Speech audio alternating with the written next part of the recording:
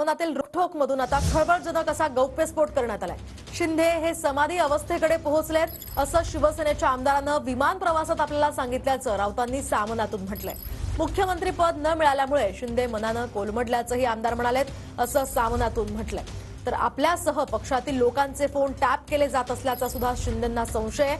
भाजपनं शिंदेंना मुख्यमंत्री बनवण्याचं आश्वासन दिलं होतं असंही सामनातून म्हटलंय। भाजपनं आश्वासन न पाळल्यामुळे फसवणूक झाल्याचं आता शिंदेंना वाटतंय असा सुद्धा दावा सामनातून करण्यात आला। रोखठोक सदरात राऊतांनी काय म्हटलंय पाहूयात। शिंदे गटाचे त्यातल्या त्यात बरे आमदार विमान प्रवासात भेटले, त्यांनी त्याही पुढची माहिती देऊन गोंधळ वाढवला। शिंदेंचा आमदार शिंदे हे स्वतःला अपमानित केल्याच्या दुःखातून बाहेर पडायला तयार नाहीत। 2.5 वर्षांच्या मुख्यमंत्री पदाच्या काळात शिंदे आणि फडणवीस यांची तोंड 2 दिशांना होती। आता फडणवीस त्याचे उट्टे काढतायत, कारण शिंदे यांच्या हातात काहीच राहिलं नाही।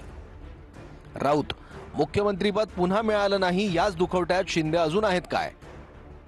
शिंदेंचा आमदार ते त्याच्याही पलीकडच्या समाधी अवस्थेकडे पोहोचलेत आणि शून्यात पोहोचलेत। राऊत शिंदे यांना धक्का बसला आहे काय? शिंदेंचे आमदार ते मनानं कोलमडले आहेत। राऊत का काय झालं?